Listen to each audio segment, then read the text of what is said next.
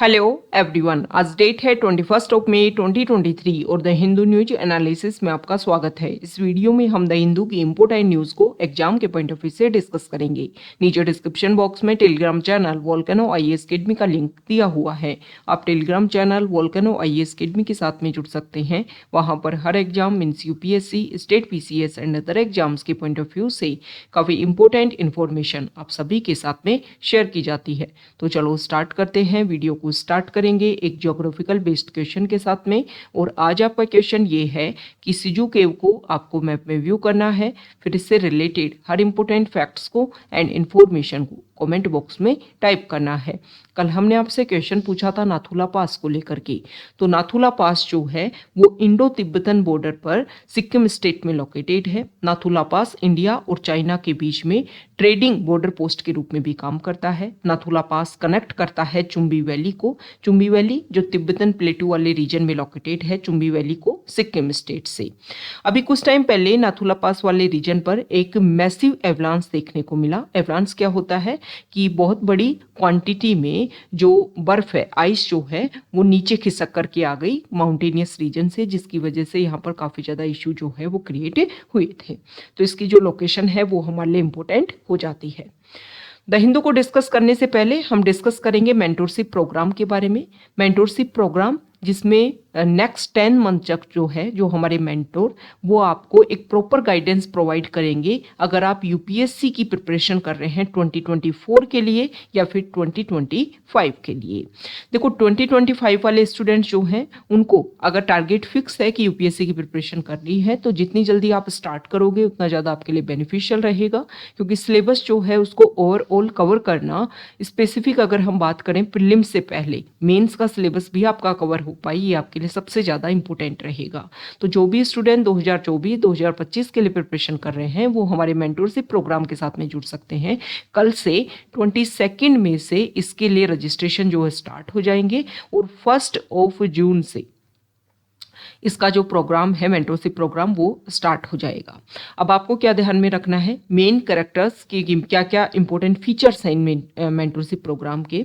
देखो इस प्रोग्राम के अंदर टाइम टू टाइम जो हमारे मेंटोर हैं वो आपको लेकर के स्पेसिफिक 30 स्टूडेंट्स जो टारगेट ओरिएंटेड है, जिनको है कि हमें यूपीएससी ही करना है, उन्हीं को ही हम एक तरीके से टारगेट कर रहे हैं, क्योंकि ये एक लॉन्ग टर्म प्रोसीजर है। स्टूडेंट्स जो हैं, जैसे कि हमने लास्ट ईयर भी मेंटोरशिप प्रोग्राम लॉन्च किया था, बहुत सारे स्टूडेंट्स ने अर्ली मंथ्स में रजिस्ट्रेशन करवाया, लेकिन टाइम के साथ में जो रेगुलरिटी है वो बहुत कम स्टूडेंट्स में देखने को मिली।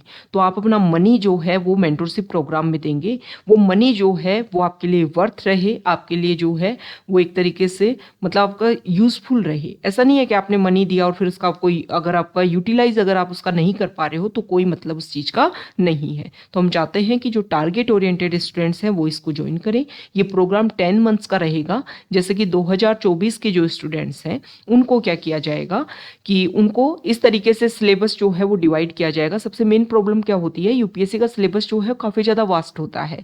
तो स्टूडेंट्स किस तरीके से कौन से सिलेबस को रेगुलेट करें, कौन सा कब स्टडी करें, ताकि प्रीलिम्स से पहले जो है वो कंप्लीट मेंस ओरिएंटेड जो है वो स्टडी कर पाएँ। तो हमारे जो मेंटोर हैं प्रद्युमन सर जो हैं वो इस बैच को आपको टारगेट करेंगे और प्रद्युमन सर जो हैं वो आपको डेली बेसिस पर टारगेट देंगे। स्टार्टिंग होगी बहुत ही इजी टारगेट के साथ में, जैसे कि आपकी एनसीईआरटी। डेली बेसिस पर आपको बोला जाएगा कि आज आपको ये चैप्टर कंप्लीट करना है।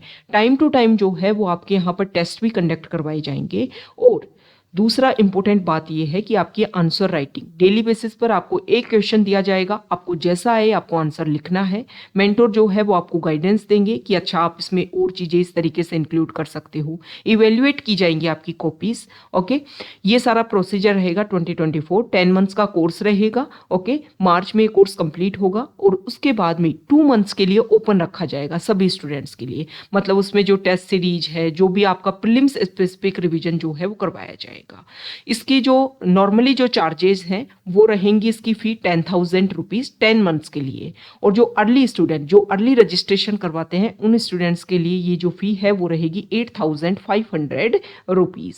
ओके, अब 2025 वाले जो स्टूडेंट्स हैं जिनको लगता है कि अभी प्रिपरेशन स्टार्ट ही करनी है, तो उनको धीरे धीरे जो काम 1 साल में करना है वो उनको नेक्स्ट 2 ईयर्स में कंप्लीट करवाया जाएगा। तो उनके लिए जो प्रोसीजर है वो काफ़ी हेक्टिक भी नहीं रहेगा। जैसे कि कॉलेज गोइंग स्टूडेंट्स कस्टमर्स हैं उनके लिए काफ़ी ज़्यादा बेनिफिशियल रहेगा। तो आप इस प्रोग्राम को ज्वाइन कर सकते हैं। कल से 22 मई से इसका रजिस्ट्रेशन जो है वो स्टार्ट हो जाएगा और आप हमें कमेंट करके जो भी आपके क्वेश्चन है वो पूछ सकते हैं, आप हमें मेल भी कर सकते हैं। द हिंदू को अगर हम डिस्कस करें तो फर्स्ट इंपॉर्टेंट न्यूज़ है द हिंदू के फ्रंट पेज पर। देखो अभी कुछ टाइम पहले जो हमारी सेंट्रल जुडिशरी है, मतलब सुप्रीम कोर्ट जो है, उन्होंने एक इम्पोर्टेंट रिजल्ट दिया। सेंट्रल गवर्नमेंट और दिल्ली यूटी जो है, वहाँ की जो इलेक्टेड गवर्नमेंट है, उनके बीच में क्लैश देखने को मिलता था बहुत सारे इश्यूज को लेकर के।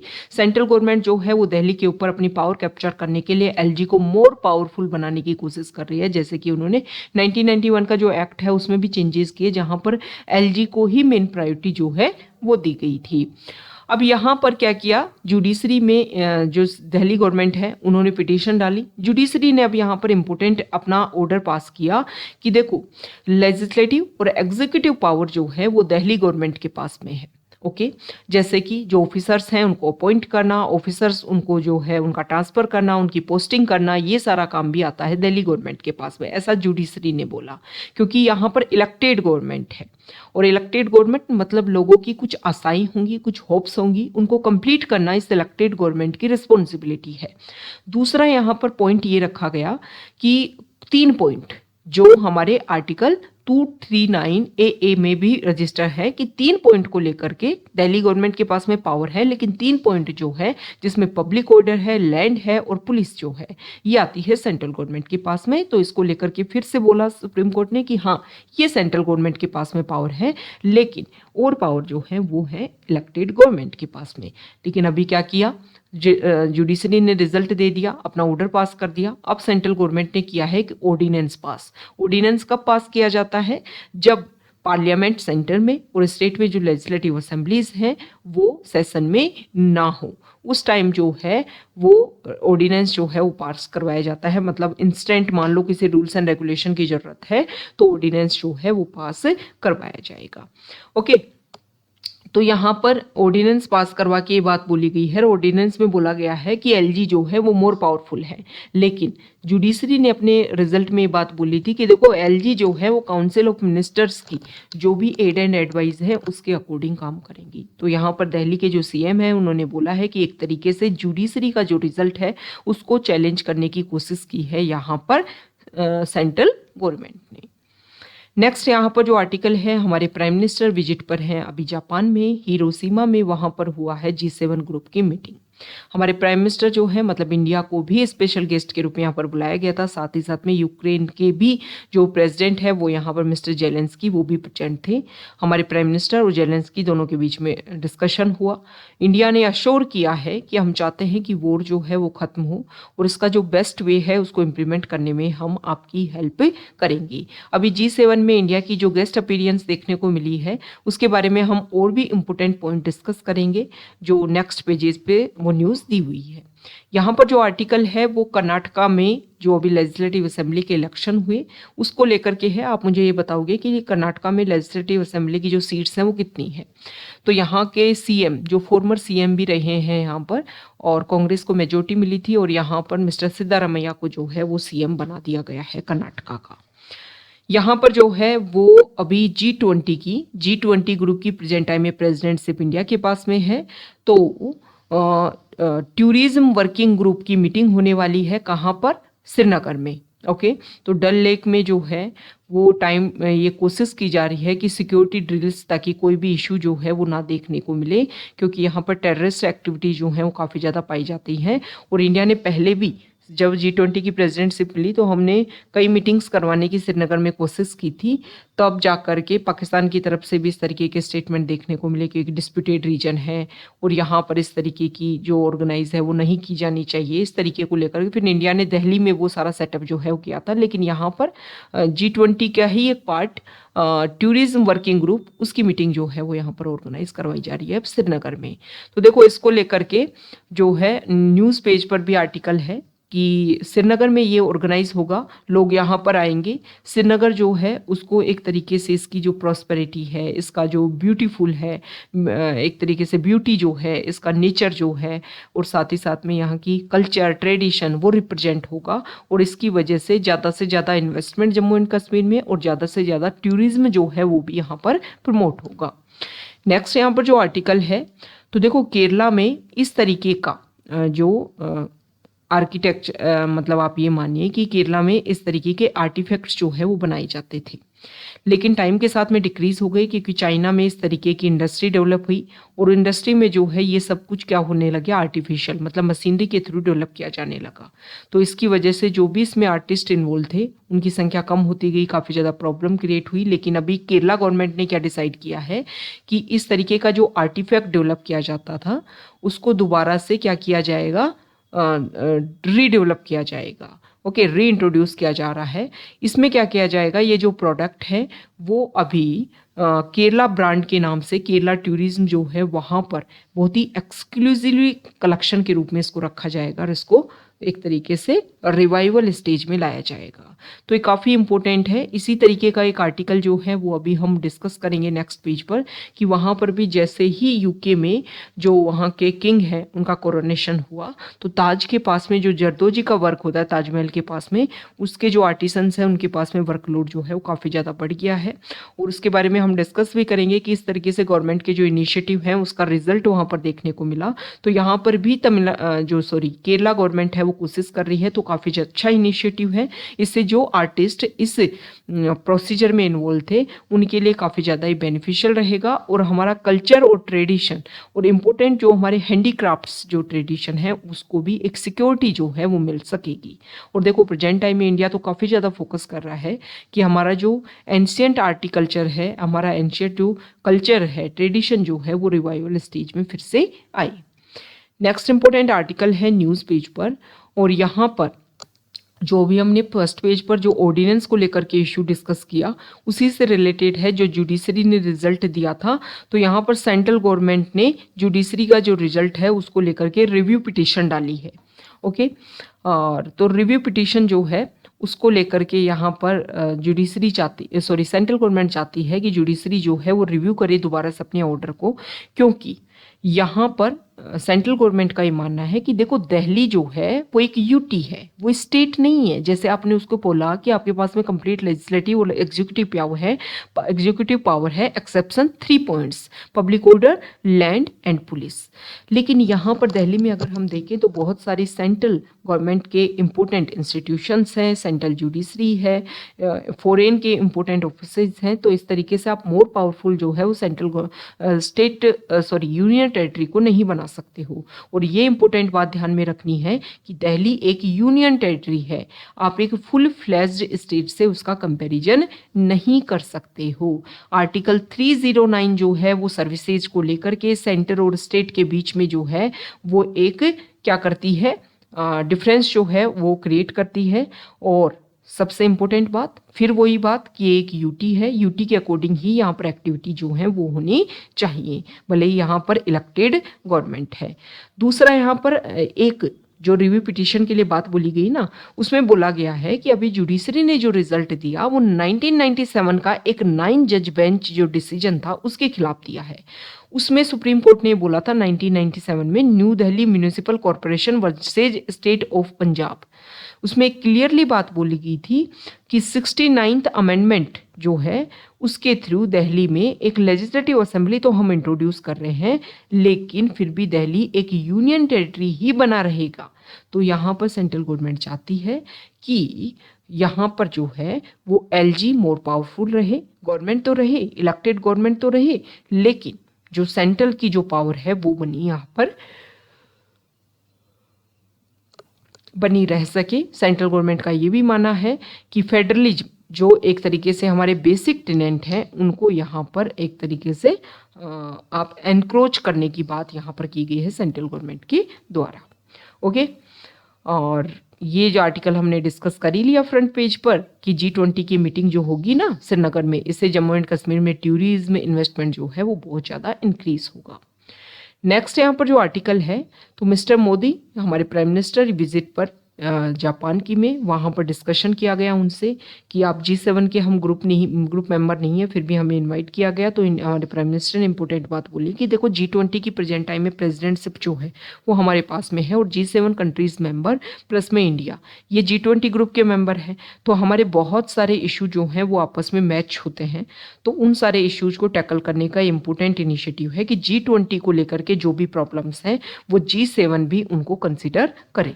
साथ ही साथ में G20 को लेकर के जो भी इशू हैं, जैसे कि सर्दर्न पॉइंट जो है उसके रिवाइवल स्टेज डेवलपमेंट के लिए जो है वो काम किया जाना चाहिए, जैसे कि African country, south America continent, India और जो साउथ एशिया है, इनमें डेवलपमेंट ग्रोथ इनके लिए स्पेसिफिक फोकस किया जाना चाहिए। साथ ही साथ में एनवायरनमेंट, क्लाइमेट चेंज और भी अदर इशू जैसे कि रशिया यूक्रेन वॉर, इन सब इशू को टैकल करने के लिए जो है वो काफ़ी ज़्यादा ज़रूरी है। दूसरा यहाँ पर बोला गया, क्वेश्चन पूछा गया कि रशिया यूक्रेन वॉर के लिए आप क्या बोलोगे, क्योंकि जब भी यूनाइटेड नेशन में टाइम टू टाइम अलग अलग वोटिंग करवाई गई है तो आपने यहाँ पर एब्सटेन फॉलो किया है, मतलब आपने किसी का भी सपोर्ट नहीं किया है। तो इंडिया ने अपनी तरफ से स्टेटमेंट दिया कि देखो हम किसी का भी क्लियर स्टैंड नहीं ले रहे, लेकिन हम चाहते हैं कि वॉर खत्म हो जाए, ओके, और इसके लिए जो भी स्टैंड लेना होगा वो हम लेंगे। साथ ही साथ में बात की गई कि देखो इंडिया जो है वो हमेशा अपने बॉर्डर रिलेशंस मेंटेन करने की अच्छे से कोशिश करता है। जैसे कि बांग्लादेश के साथ में हमारे कुछ इश्यूज थे, तो कुछ एनक्लेव हमने उनको दे दिए, उनके कुछ जो है वो हमने ले लिए, ताकि जो प्रॉब्लम है लैंड डिस्प्यूट है वो बिल्कुल भी ना बना रह सके। ओके, तो इंडिया का हमेशा से स्टैंड रहा है, और इंडिया जो है अपने इस ऑब्जेक्टिव को हमेशा सर्व करने की कोशिश करेगा। तो रशिया और यूक्रेन के बीच में जो इशू है उसके लिए भी हम फोकस करते हैं कि डिस्कशन के थ्रू इस प्रॉब्लम का सॉल्यूशन देखने को मिले। नेक्स्ट यहाँ पर जो आर्टिकल है, तो यूपी का जो हेल्थ सिस्टम है उसके बारे में बताया गया है। देखो WHO की गाइडलाइंस है कि 1000 पॉपुलेशन के ऊपर 3 नर्स जो है वो होनी चाहिए। ओके, यूपी की जो पॉपुलेशन है, उत्तर प्रदेश की जो पॉपुलेशन है वो 23 करोड़ है, लेकिन वहाँ पर जो नर्सेज हैं वो 1.38 लाख नर्सेज और मिडवाइव्स हैं। सबसे इम्पोर्टेंट बात, वैसे वहाँ पर नर्सिंग कॉलेजेस बनाने के लिए बहुत सारा इन्वेस्टमेंट किया जा रहा है, लेकिन सबसे प्रॉब्लम क्या है कि वहाँ पर ट्रेनिंग के लिए जो फैकल्टी है वो भी अवेलेबल नहीं है। तो जो भी इन इंस्टीट्यूशन से स्टूडेंट्स निकलेंगे, जो भी अपनी डिप्लोमा या फिर अपनी डिग्री लेकर के, उनमें क्या स्किल्स जो हैं वो नर्सिंग सेक्टर के लिए डेवलप हो पाएंगी, ये सबसे ज़्यादा इंपॉर्टेंट रहेगा। ओके, क्योंकि इससे पहले यूपी पीएससी जो है उन्होंने एग्जाम कंडक्ट करवाया, लेकिन उनको एलिजिबल क्राइटेरिया वाले नर्सिंग स्टाफ जो है वो काफ़ी कम देखने को मिले। तो उन्होंने जितने भी लोगों ने एप्लीकेशन दिया उन सबको जो है वो अवेल कर दिया। तो यहाँ पर बताया गया है कि उत्तर प्रदेश में सिर्फ 1000 पॉपुलेशन के ऊपर जो नर्सेज की संख्या है, नंबर्स जो है वो 0.6 है। हालांकि अगर हम सर्दर्न स्टेट में बात करें तो केरला स्टेट जो है वहाँ पर काफ़ी अच्छी संख्या है, जैसे कि 1000 पॉपुलेशन के ऊपर 9 नर्सेज है। और साथ ही साथ में अगर हम बात करें तमिलनाडु स्टेट में, तो वहाँ पर 1000 पॉपुलेशन के ऊपर है 6 नर्सेज। तो क्वालिटी भी हमें बढ़ानी होगी यूपी में, और क्वांटिटी जो है वो भी हमें बढ़ानी होगी। यहाँ पर एक सॉल्यूशन की बात की गई है कि जिस तरीके से ऑल इंडिया में नीट का एग्जाम होता है मेडिकल एंट्रेंस के रूप में, उसी तरीके से यूपी गवर्नमेंट जो है वो भी नर्सेज के लिए एक एग्जाम कंडक्ट करवा सकती है, ताकि जो क्वालिटी स्टूडेंट्स हैं वो भी ट्रेनिंग प्रोसीजर में एंट्रेंस ले पाएं, और फिर वो एक स्किल के साथ जो है वो हॉस्पिटल्स को ज्वाइन कर पाएं। ओके, हालांकि यहाँ पर जो निरामया प्रोजेक्ट है उसके बारे में बताया गया है कि गवर्नमेंट ने निरामया प्रोजेक्ट जो है वो यहाँ पर स्टार्ट किया था, ताकि ज़्यादा से ज़्यादा इंफ्रास्ट्रक्चर और ज़्यादा से ज़्यादा जो ट्रेनिंग फैकल्टीज, ट्रेनिंग जो है, ट्रेनी जो है वो सामने आ पाएँ। यहाँ पर आर्टिकल है हिमाचल प्रदेश को लेकर के। तो हिमाचल प्रदेश जो है वो भी अपने माउंटेनियस रीजन पर कैनबिस को ग्रो करने की पॉसिबिलिटी को एक्सप्लोर कर रहा है। उन्होंने एक कमेटी बनाई है, और उन्होंने अपने रीजनल जो स्टेट है उसको, नेबरिंग स्टेट उत्तराखंड की विजिट वो कर रहे हैं, क्योंकि उत्तराखंड जो स्टेट है उन्होंने 2017 में ही अलाउ कर दिया था कैनबिस को लेकर के। तो इससे रेवेन्यू भी डेवलप होगा, और एक तरीके से मेडिसिनल ट्रीटमेंट जो है और इन सब में भी इन कैनबिस का यूज़ किया जाएगा, जो काफ़ी ज़्यादा इंपॉर्टेंट रहेगा। यहाँ पर जो आर्टिकल जो अभी हमने फ्रंट पेज पर केरला में एक जो आर्टिफैक्ट्स है उनके रिवाइवल की बात डिस्कस की, वैसे ही यूके में कोरोनेशन हुआ तो उनका जो क्राउन है उसकी डिमांड जो है वो क्रिएट होने लगी। लोग जो हैं वो कार, यहाँ पर देखिए, हाँ, तो यहाँ पर जो भी आर्टिस्ट जो हैं उनकी जो है डिमांड जो है काफ़ी ज़्यादा बढ़ गई और लगभग 2 लाख कार हैंगर्स की डिज़ाइन क्राउन की तरह ही डिज़ाइन की जानी चाहिए, इस तरीके की टेक्निक की जो है वो डिमांड हो रही है। तो यहाँ पर बताया गया है कि ये जो आर्टिस्ट हैं इनकी संख्या भी टाइम के साथ में काफ़ी कम हो रही थी, लेकिन यहाँ पर जो गवर्नमेंट है उन्होंने टाइम टू टाइम नई नई स्किल डेवलपमेंट काम किए और सबसे इम्पोर्टेंट बात जो सेल्फ हेल्प ग्रुप्स हैं उनका काफ़ी ज़्यादा यहाँ पर एस्टेब्लिशमेंट देखने को मिला। लगभग 125 के लगभग यहाँ पर सेल्फ हेल्प ग्रुप्स हैं, जिसमें से 100 जो सेल्फ हेल्प ग्रुप जो हैं उनको लीड करती हैं वीमेन। ओके, और वीमेन आर्टिसन जो है उनका पार्टिसिपेशन ज़्यादा है। तो ये काफ़ी ज़्यादा इंपॉर्टेंट है, काफ़ी ज़्यादा रिवाइवल स्टेज है। गवर्नमेंट की जो ऑपरेशन है उनका काफ़ी ज़्यादा रिजल्ट देखने को मिला। 2019 में ये इनिशिएट स्टार्ट किया गया था कि ये जो आर्टिस्ट हैं उनको दोबारा से स्किल जो है वो दी जाएंगी। नेक्स्ट इंपॉर्टेंट आर्टिकल है, साइंस पेज पर हम डिस्कस करेंगे और यहाँ पर जो आर्टिकल है वो पोलियो को लेकर के है। देखो 1988 में वर्ल्ड हेल्थ असेंबली ने global polio eradication initiative start किया था। उसके बाद में वाइल्ड पोलियो वायरस सब टाइप 2 और सब टाइप 3 जो है उनके एक तरीके से एरेडिकेट कर दिया गया। तो वाइल्ड पोलियो वायरस सब टाइप 1 जो है उसके केसेज अभी प्रेजेंट टाइम में अफगानिस्तान और पाकिस्तान में देखने को मिलते हैं। तो यहाँ पर बताया गया है कि अगर हम बात करें 2021 में जो केसेज हैं वो कुछ बढ़ गए थे। हालांकि इस साल जो है वो अभी पाकिस्तान में कुछ केसेस देखने को मिले हैं, अफगानिस्तान में जो है वो कोई केसेज नहीं है।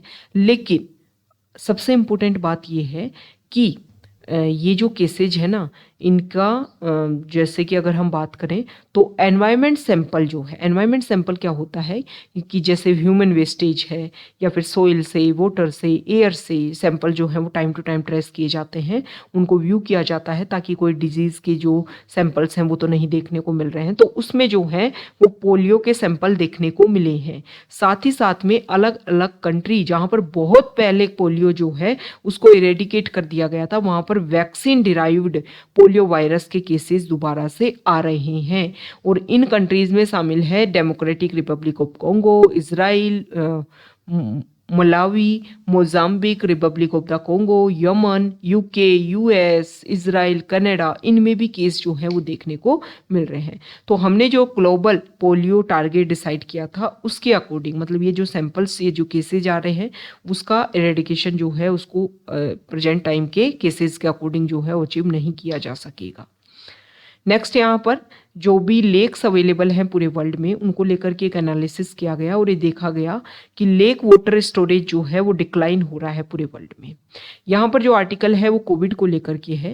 देखो अभी कोविड की जो भी वैक्सीन, जो भी मेडिसिन बनाई गई उसमें कोविड वायरस जो है उसको डायरेक्ट टारगेट किया जा रहा है, लेकिन टाइम के साथ में काफ़ी ज़्यादा म्यूटेशन देखने को मिल रहा है जिसकी वजह से, और जो भी कोविड के जो वायरस हैं अगर वो ड्रग रेजिस्टेंसी अचीव कर लेते हैं तो ड्रग्स का उनके ऊपर कोई भी इफेक्ट नहीं देखने को मिल रहा है। तो नई रिसर्च हुई है, हमारे इंडियन इंस्टीट्यूशन जो है उन्होंने होस्ट टारगेटेड थेरेपी जो है उसको फोकस किया है। देखो जो सेल होती है उसमें सेल का एक इक्विलिब्रियम जो है वो मेंटेन किया जाता है। तो इसमें इस तरीके के मॉलिक्यूल्स बनाए गए हैं कि ये जो मॉलिक्यूल्स हैं वो वायरस की एंट्री जो है वो सेल्स में क्या कर देंगे, बंद कर देंगे। मतलब जो एक तरीके से क्लोराइड आयंस जो है, जो सेल के अंदर और बाहर जो है जिसका बैलेंस बना रहना जरूरी है, तो सेल के अंदर ही क्लोराइड आयंस को इतना ज़्यादा बढ़ा देंगे कि बाहर से अंदर सेल्स में कोई कुछ भी ना जा पाए और इसकी वजह से वायरस भी सेल के अंदर नहीं जा पाएगा और इसकी वजह से प्रॉब्लम जो है वो बिल्कुल नहीं होगी। सबसे इंपॉर्टेंट बात कि जो होस्ट सेल है क्या उसको इसकी वजह से कोई इशू होगा, तो इसमें देखने को मिला है कि उसको कोई प्रॉब्लम नहीं हो रही है। अब ये जो नई रिसर्च सामने आई है इससे जो म्यूटेशन देखने को मिल रहा है वायरस का उसको भी कंट्रोल किया जा सकेगा। ओके, नेक्स्ट यहाँ पर कार्बन डेटिंग जो है उसमें क्या किया जाता है कि कोई भी जो डेड मटेरियल है उसमें कार्बन 14 की कितनी अवेलेबिलिटी है उसके बेसिस पर उनका क्या किया जाता था, टाइम पीरियड डिसाइड किया जाता था। लेकिन जो कार्बन 14 जो टेक्निक यूज़ की जाती थी उसमें सिर्फ 50,000 ईयर ओल्डर जो भी ऑब्जेक्ट्स हैं उनकी ही जो एज है उसको डिसाइड किया जा सकता था, क्योंकि कार्बन 14 की जो हाफ लाइफ है वो 5700 ईयर्स है। अभी कैल्शियम 41 का यूज़ किया जाएगा, इसकी हाफ लाइफ जो है वो 99,400 ईयर्स है। तो इसमें काफ़ी ओल्ड टाइम के जो ऑब्जेक्ट्स हैं उनको भी डिटेक्ट किया जा सकेगा कि ये कब जो है वो एग्जिस्टेंस में थी। नेक्स्ट जो आर्टिकल है वो FAQ पेज को लेकर के है। WHO ने गाइडलाइन रिलीज की है नॉन शुगर स्वीटनर्स को लेकर के। देखो यहाँ पर नॉन शुगर स्वीटनर्स आपने बहुत सारे ऐड देखे होंगे कि ये जैसे कि बहुत सारे सेलिब्रिटी भी उसका यूज़ करते थे, और 2015 के टाइम से ये जो इशू है, ये जो एड्स जो हैं वो काफ़ी ज़्यादा बढ़ गए कि शुगर डायबिटीज़ अगर आपके है तो आप शुगर नहीं यूज़ करो, ये उसका एक अल्टरनेटिव है, उसको आप यूज़ करो चाय में किसी भी मीठे के रूप में, और उससे आपको डायबिटीज़ नहीं होगी। लेकिन WHO ने बोला है कि ये जो नॉन शुगर स्वीटनर्स हैं इनको लेकर के जो रिसर्च हुई है उसकी वजह से अगर रेगुलर एक हाई लेवल पर इनका यूज़ किया जाने लगा तो लोगों में ओबेसिटी, हार्ट अटैक के इशू, ये प्रॉब्लम जो है वो काफ़ी ज़्यादा बढ़ जाएंगी। और इंडिया जो है उसको तो इसके ऊपर फोकस करने की ज़रूरत है, क्योंकि नेशनल फैमिली हेल्थ सर्वे की अगर डाटा की अगर हम बात करें तो हमारे इंडिया में ओब्सेस्ड पर्सन जो है उनकी संख्या काफ़ी ज़्यादा बढ़ रही है। तो ये नॉन शुगर स्वीटनर्स जो हैं उनको रेगुलेट करने के लिए WHO ने बोला है कि इनको आप इस तरीके से तो इनका एडवर्टाइज आप नहीं कर सकते हो कि इसकी वजह से ओबेसिटी नहीं होगी, कार्डियोवास्कुलर डिजीज नहीं होगी, डायबिटीज़ नहीं होगा, लेकिन इसका लिंक जो है वो देखने को मिला है। नेक्स्ट यहाँ पर जो आर्टिकल है वो जल्लीकट्टू को लेकर के है। सुप्रीम कोर्ट ने वैलिडेट कर दिया है कि 2017 में जो तमिलनाडु गवर्नमेंट ने रूल्स एंड रेगुलेशन में कुछ अमेंडमेंट किया था और ये बोला था कि ये ट्रेडिशन है तमिलनाडु की, कल्चर है तमिलनाडु का, और इसमें किसी भी एनिमल को हर्ट किए बिना जो है हम इस गेम को, इस स्पोर्ट्स को रेगुलर करेंगे। तो सुप्रीम कोर्ट ने भी इसको वैलिडेट कर दिया है। देखो जल्लीकट्टू जो है, अब इसका जो एक तरीके से ये जो रिजल्ट आया है इसको अलग अलग लोगों ने, अलग अलग कैटेगरी है, कुछ लोग सपोर्ट करते हैं। सपोर्ट करने वाले का ये मानना है कि बुल की वो कैटेगरी जो इसमें यूज़ की जाती थी उसको लोग जो है वो क्या करेंगे, पालेंगे, टेमिंग करेंगे, तो मतलब उसकी जो संख्या है वो कम नहीं होगी। दूसरा, हमारा कल्चर, हमारा जो ट्रेडिशन है वो बना रहेगा। लेकिन कुछ लोग जो है उनका ये मानना है कि बुल जो है उनके खिलाफ में काफ़ी ज़्यादा इशू क्रिएट होते हैं, और इसकी वजह से जो एनिमल को एक तरीके से प्रोटेक्शन दिया जाना चाहिए वो यहाँ पर नहीं देखने को मिलेगा। देखो हालांकि अगर हम बात करें तो 2006 में ही मद्रास हाई कोर्ट जो है उन्होंने एक बुलक कार्ट रेस के लिए पूछा गया था, तो उन्होंने बोल दिया था कि ये चीज़ें जो है वो बंद की जानी चाहिए, क्योंकि इससे एनिमल एट्रोसिटी जो है वो देखने को मिलती है। और रेकला रेस जो है उसके लिए बोला गया था, एक बुलक कार्ट रेस होती है।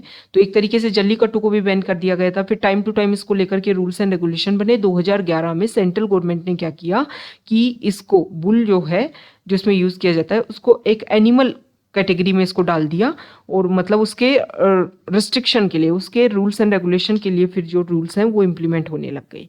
फिर 2014 में जो है वो जल्लीकट्टू को बैन कर दिया गया। हालांकि 2017 के टाइम में जो है वो जो मैरीना बीच जो है वहाँ पर काफ़ी ज़्यादा प्रोटेस्ट किया गया, यंगस्टर्स काफ़ी ज़्यादा वहाँ पर इकट्ठे हुए चेन्नई में, और उन्होंने ये डिमांड की कि जो स्टेट गवर्नमेंट है वो अपने लेवल पर रूल्स एंड रेगुलेशन बनाए। फिर स्टेट गवर्नमेंट ने अपने लेवल पर रूल्स एंड रेगुलेशन बनाए कि ये जो स्पोर्ट्स है इसको हेल्दी एनवायरनमेंट के थ्रू खेला जाएगा, इसमें कोई भी एनिमल जो है उसको कोई भी नुकसान जो है वो नहीं पहुंचाया जाएगा। और फिर उसी प्रोसीजर को सुप्रीम कोर्ट ने यहाँ पर वैलिडेट कर दिया है।